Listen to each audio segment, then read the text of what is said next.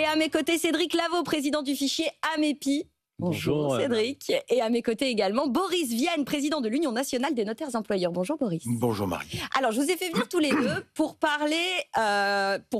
débattre, pour conseiller au mieux nos auditeurs et téléspectateurs qui ont un projet de vente ou d'achat, voire les deux d'ailleurs, j'ai envie de dire, pour donner des vrais conseils pratico-pratiques. Parce que parfois, on en parle assez quotidiennement, mais sans redire en fait quelle est la bonne marche à suivre et comment je maximise mes chances d'être satisfaite de l'opération que j'ai faite. C'est-à-dire qu'elle soit à la vente ou à l'achat. Alors, ce qui est intéressant dans votre profil, et c'est pour ça qu'on va commencer par vous, Cédric, c'est de nous dire qu'est-ce que c'est que le fichier Amepi, pour qu'on puisse vous situer et la pertinence de votre expertise dans ce débat-là. Alors, le fichier Amepi, c'est une audace de la profession. C'est des concurrents qui coopèrent. C'est pas commun, quoi. Et donc, vous avez appelé ça la coopétition. La coopétition. Voilà, c'est la concurrence qui coopère au service du client. C'est-à-dire que vous me confiez votre maison à vendre, je suis agent immobilier adhérent au fichier Amepi.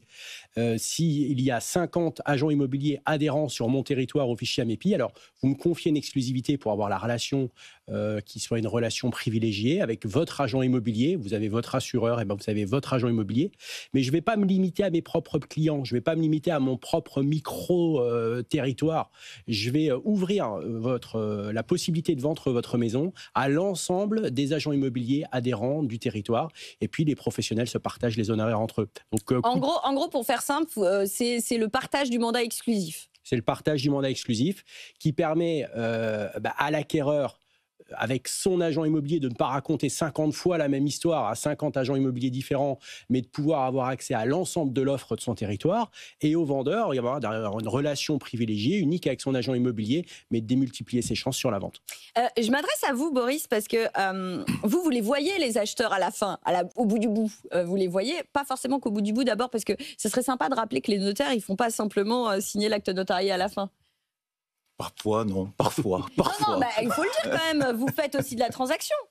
Alors, très peu. Enfin, globalement, on est assez peu à faire de la négociation. Oui, pardon. Et cette négociation, en plus, il faut que ce soit par rapport à l'activité de l'office, quelque chose de très minoritaire. Voilà, ça ne peut pas être une activité principale au sein de l'office. Ouais. Mais bon, globalement, quand vous les voyez, vous arriver, est-ce que vous avez ce sentiment que acheteurs, vendeurs, ils ont été bien préparés, ils le font, j'ai envie de dire, le cœur léger, ou est-ce qu'ils ont parfois l'impression de ne pas avoir négocié d'un côté comme de l'autre, comme il aurait fallu négocier? Alors, tout va dépendre, et là, je pense que Cédric ne me dira pas le contraire. Est-ce qu'on a affaire à des primo-accédants ou pas? Ou des secondos, ouais. Dès qu'on a affaire à des primo-accédants, le stress, l'anxiété, où je vais m'endetter pendant 25 ans, c'est quand même long. Est-ce que je vais pouvoir payer? Est-ce qu'effectivement je vais payer le prix? Est-ce que le bien, est-ce qu'on me donne des garanties pour être sûr que la chaudière fonctionne, etc., etc., etc. Tout ça, il y a une vraie pédagogie à faire. Vous faites le psy, Boris? Parfois, oui. Parfois. Est-ce que vous les rassurez? C'est-à-dire que, est-ce que, par exemple, on va en parler avec Cédric, parce qu'on a préparé l'émission avec Cédric, on ne s'est pas fâché, mais je lui ai expliqué qu'on pouvait avoir naturellement, en fonction de la position dans laquelle on se trouvait, acheteur ou vendeur, des doutes sur l'intérêt de l'agent immobilier. Mais on va y revenir. Mais d'abord, d'un mot, Boris, est-ce qu'il y a des moments où on vous dit, vous pensez que j'ai acheté au bon prix, où on vous fait une espèce de confiance plus forte, j'ai envie de dire presque, qu'à l'agent immo, en se disant, est-ce qu'il peut me rassurer, le notaire, en bout de course, en me disant, ouais, j'ai acheté au bon prix, dans les bonnes conditions, il n'y a pas de loup, il y a... Il n'y a pas que le bon prix, il y a des tas de petites questions qui viennent. Est-ce que vous pensez que? Est-ce que vous pensez que? Est-ce que vous pensez que? Et ce sont des questions qui sont très légitimes. Nous-mêmes, en tant qu'acquéreurs, primo-accédants, on se pose exactement les mêmes questions. Est-ce que j'ai acheté au bon prix? Est-ce que c'est au bon endroit?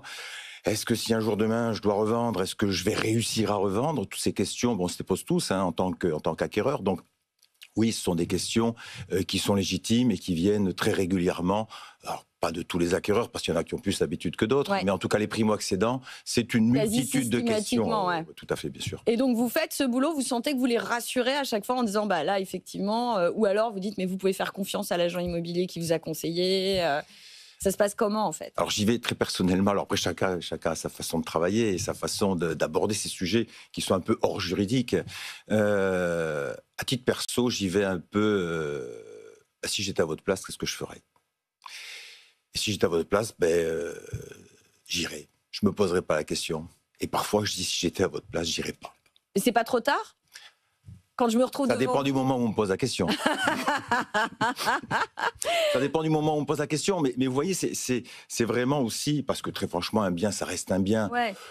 À part des problématiques de vices cachés où on peut avoir vraiment là, de vrais problèmes post-acte, mais globalement, il n'y en a pas. Mais vous sentez quand même qu'à partir du moment où on est passé par un agent immobilier, on est quand même plus rassuré quand on arrive devant le notaire. Ah mais bien sûr. Plutôt que dans les ventes entre particuliers. Mais de toute façon, l'agent immobilier a cette capacité à être un intermédiaire. Déjà, la négociation, quand vous ne savez pas négocier, il vaut mieux avoir quelqu'un au milieu pour dire, bon, mais là, on peut y aller, ou là, ça devient quand même carrément humiliant que de faire ce style de proposition.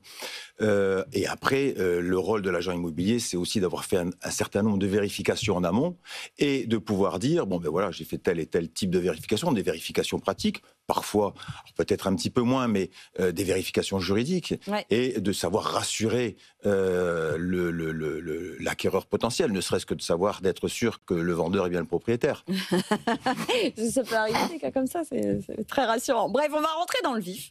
Cédric, il y a plusieurs possibilités pour moi. Alors, on va commencer cet exercice. Je me place en tant que vendeuse. Je peux aller voir un agent immobilier. J'ai différents types de mandats que je peux signer avec l'agent immobilier. Il y a le mandat simple et il y a le mandat exclusif. On l'a dit, vous êtes un peu au milieu, vous, avec le fichier Amepi, avec ce mandat exclusif partagé. Mais vous, spontanément, qu'est-ce que vous conseillerez à un vendeur, s'il est pressé, s'il n'est pas pressé, vers quel type de mandat il doit aller? Alors moi, je vais conseiller aux vendeurs, même si je suis agent immobilier, président du fichier Amepi, ce n'est pas un métier, je représente mes confrères sur cette fonction. En ma qualité d'agent immobilier, quand je rencontre un client, je lui conseille toujours de choisir le mandat exclusif. Je préfère qu'il ne me choisisse pas moi, mais qu'il, dans son intérêt, confie un mandat exclusif à un confrère, plutôt qu'il démultiplie les mandats simples qui vont démultiplier la relation et qui vont amener un peu de confusion dans sa démarche. Ce qu'il faut savoir, c'est que, pour rebondir sur ce qui vient d'être dit, c'est que l'agent immobilier et le notaire sont véritablement partenaires dans le parcours du vendeur ou dans le parcours de l'acquéreur. L'expertise de l'agent immobilier par rapport à l'avis de valeur. Alors, ce n'est pas une expertise au sens propre du terme, parce que l'agent immobilier n'est pas un expert immobilier, mais il a une connaissance du marché qui va lui permettre de réaliser un avis de valeur. Et 90% des clients qui ont un projet de mise en vente confient l'avis de valeur à un professionnel de l'immobilier.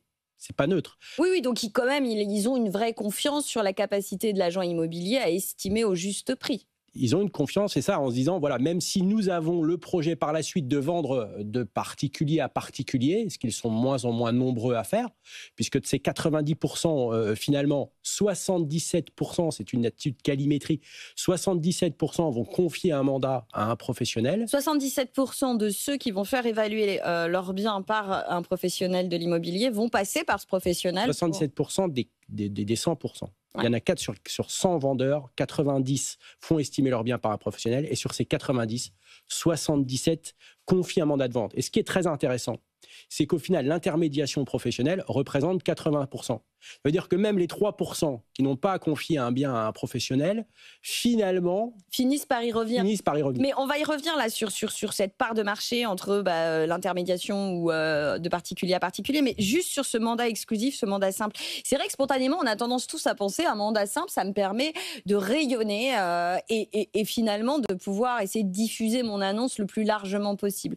Vous me dites, non, le mandat exclusif, finalement, ça ne réduit pas finalement votre visibilité, mais ça assure plus de qualité dans le traitement de votre dossier. Alors là où on est partenaire, ça va répondre à votre question, c'est que l'acte principal, c'est l'entrée du mandat. À l'entrée du mandat, il faut déjà se poser toutes les questions qui vont nous permettre de rédiger un compromis de vente. Parce que l'agent immobilier est en capacité de rédiger un compromis de vente et doit se rapprocher du notaire qui, lui, va avoir cet acte le plus important. Donc, il doit être bien rédigé par l'agent immobilier. Donc, l'agent immobilier va souvent appeler le notaire pour se mettre d'accord et identifier des points précis juridiques, etc., sur la réalisation du compromis. Mais donc, pour pouvoir réaliser convenablement cette opération, on estime à peu près une vingtaine d'heures de travail. Il y a 20 ans, c'était 2 heures de travail entre un mandat. L'environnement juridique s'est complexifié, les points d'attention et les points d'alerte sont beaucoup plus précis et beaucoup plus nombreux. Donc la qualité de ce travail nécessite une quantité de travail, donc doit créer une forme de relation d'apaisement qui permette à l'agent immobilier de le faire convenablement. Et non pas de se dépêcher pour vendre vite avant son confrère. Il ne faut pas confondre vitesse et précipitation. Et vous pensez que cette compétition très forte qu'on peut avoir sur le mandat simple, finalement, elle n'est pas favorable aux vendeurs? Elle est favorable à personne. Ni aux vendeurs, ni à l'acquéreur. Juste, il y a une évolution quand même vis-à-vis du comportement des consommateurs à l'usage du mandat exclusif. Dans un célèbre réseau que je ne citerai pas, qui participe au fichier Amepi, qui est adhérent, il y a 10 ans, 40% de leurs mandats étaient des mandats exclusifs. Aujourd'hui, c'est plus de 60% de leurs mandats qui sont des mandats exclusifs. Donc, le mandat exclusif entre véritablement comme étant une démarche naturelle vis-à-vis de nos clients. Vous le voyez, ça, Boris, finalement, cette recherche finalement de qualité plutôt que de la quantité, quelque part? Alors, moi, je voudrais juste faire une précision. Je trouve que le mandat exclusif trouve toute sa force dans le cadre du fichier Amepi, où effectivement, on a un agent immobilier vendeur qui a fait le job en amont et qui ouvre la voie à tous ses confrères Amepi de trouver un acquéreur et un partage des honoraires derrière. Et je trouve que ça, c'est effectivement très intéressant. Je suis un peu plus dans le doute s'il n'y a pas d'Amepi. S'il n'y a pas d'Amepi, un seul mandat exclusif, c'est quand même sacrément se restreindre la chose. Donc je suis beaucoup plus, c'est-à-dire que sur le mandat simple, si on a affaire à des agents immobiliers qui fonctionnent seuls, et l'exclusivité, oui, elle s'entend complètement si on a affaire à des agents immobiliers qui ouvrent leur fichier, bien évidemment. Du coup, on le sait quand on va voir l'agent immobilier s'il est adhérent au fichier Amepi. Oui, alors on le sait. Le fichier Amepi n'est pas une marque. C'est un rayonnement B2B, c'est-à-dire qu'on ne s'adressait pas aux consommateurs.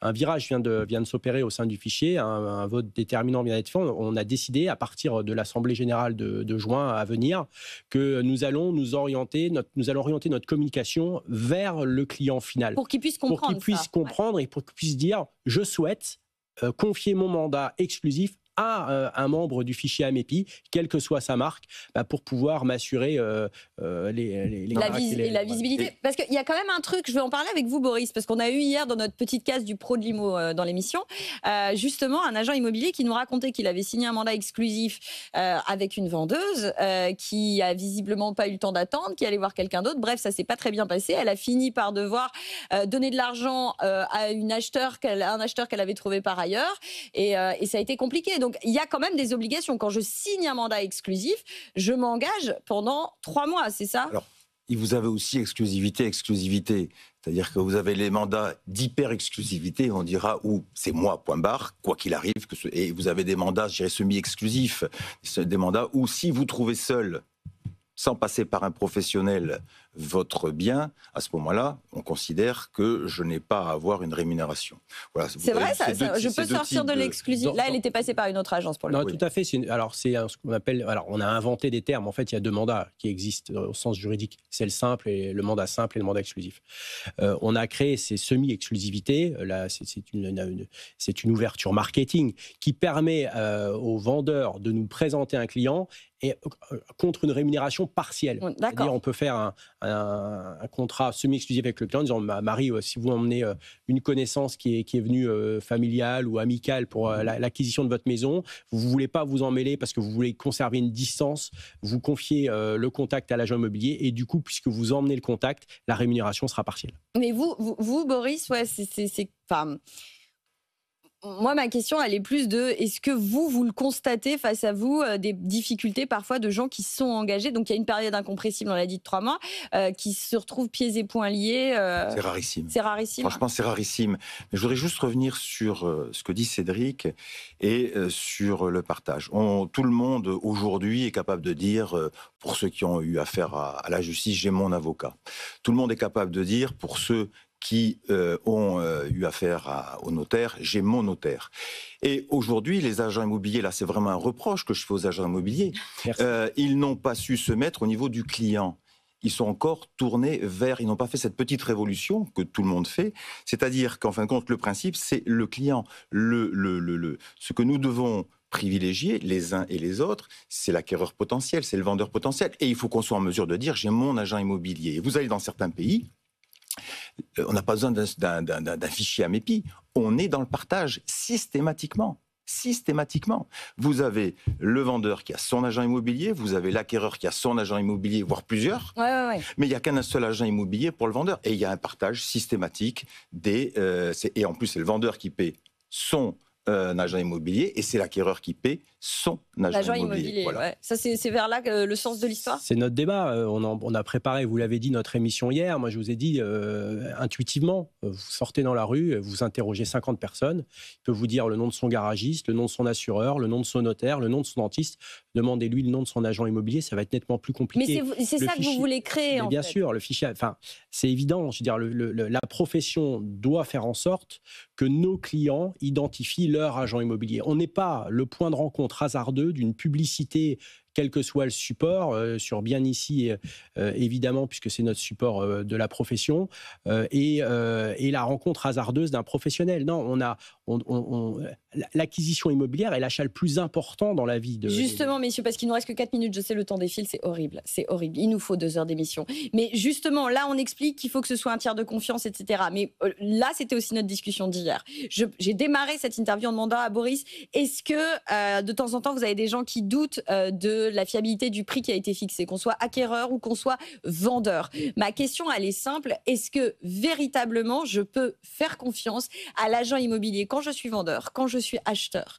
Ma question, c'est, on sait qu'il y a des vendeurs qui ont forcément envie de vendre souvent plus cher que ce que ça ne vaut, parce que c'est leur bien et qu'ils cèdent le bien et qu'ils ont forcément envie de ne pas le brader. Et inversement, on a des intérêts qui sont évidemment divergents. Un acheteur qui va essayer de négocier au plus bas pour pas payer trop cher. Donc, comment vous arrivez-vous à devenir un vrai tiers de confiance et comment vous arrivez-vous à rassurer ou alors à finalement dire, bah là, peut-être que c'était pas le bon prix?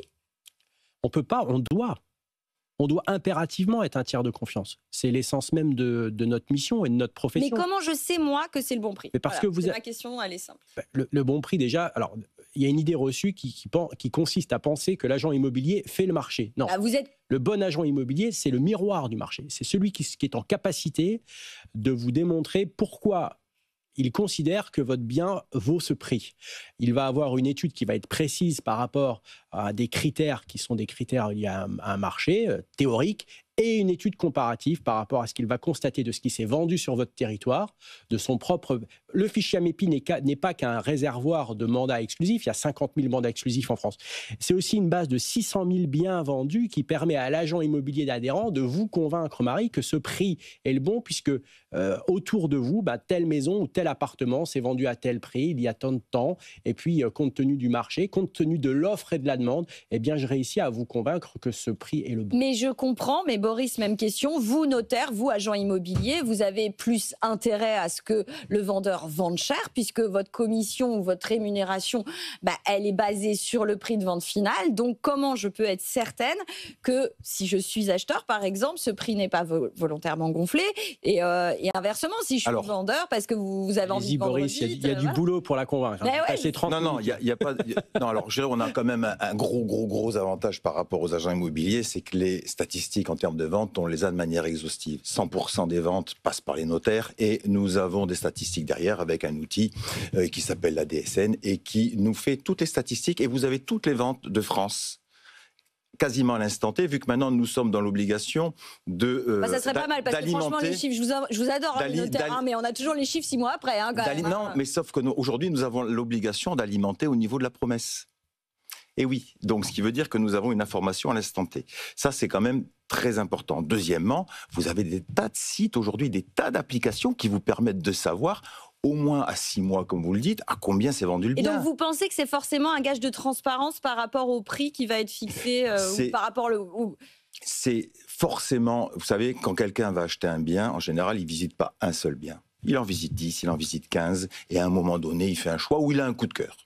Et c'est parce que, et je ne saurais que trop dire aux acquéreurs potentiels, visitez, visitez, visitez, et c'est parce que vous visiterez que intuitivement, vous arriverez à vous faire une idée de votre propre marché, au niveau de votre rue, au niveau de votre quartier. Évidemment, on ne vous demande pas d'avoir une idée globale de la ville, mais très franchement, ça va très très vite. On se rend compte de toutes ces choses-là. Et quand on prend un agent immobilier ou quand on prend un notaire pour faire de la transaction ou de la négociation, on prend bien sûr un notaire local, un notaire qui connaît aussi son marché. Enfin, ça me semble d'une évidence absolue.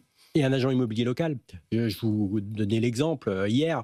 Il m'arrive très fréquemment d'orienter des clients qui déménagent pour des raisons X ou Y, professionnelles ou autres, ou des clients qui ont des biens d'investissement locatif en dehors de mon territoire, de leur conseiller un confrère et de les rapprocher d'un confrère local via le fichier Amepi, et cet accompagnement se fait naturellement et se fait très bien. Et le client est toujours rassuré. On est quand même dans un métier de contact. La base de la base, c'est le contact, c'est la relation qu'on a avec les autres, l'humain, et cette relation de confiance qui est fondamentale dans la relation de l'agent immobilier à son client. Bon, il y avait plein et pour finir, si vous me permettez, juste pour finir, quand ça se passe pas très très bien, c'est toujours de toute façon de notre faute. Quand je dis de notre faute, oui, en tant que notaire, en tant que professionnel. Et très franchement, quand les gens ne sont pas contents de moi, c'est pas forcément par rapport à mon travail, c'est par rapport à la façon dont j'ai traité leur acquisition, leur vente, et je n'ai pas été à la hauteur de ce qu'ils attendaient, humainement parlant, dans la communication. C'est exactement la même chose au niveau des agents immobiliers,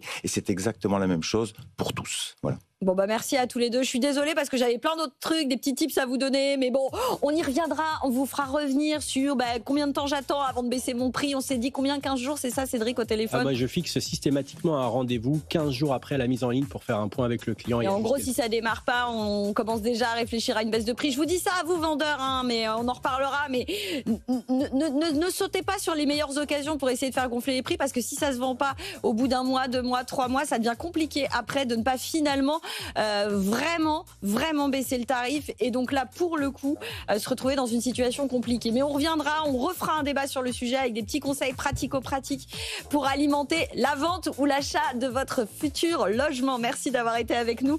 On se retrouve demain, on va parler aux primo-accédants demain, et on verra si le bon plan du moment c'est pas d'acheter, alors j'ai envie de dire une passoire thermique, mais en tout cas un bien très dégradé pour pouvoir l'acheter pas cher. On en reparle demain dans les experts de l'IMO, mais tout de suite c'est l'heure de Tout pour investir avec Lorraine Goumeau. Les experts de l'IMO sur BFM Business.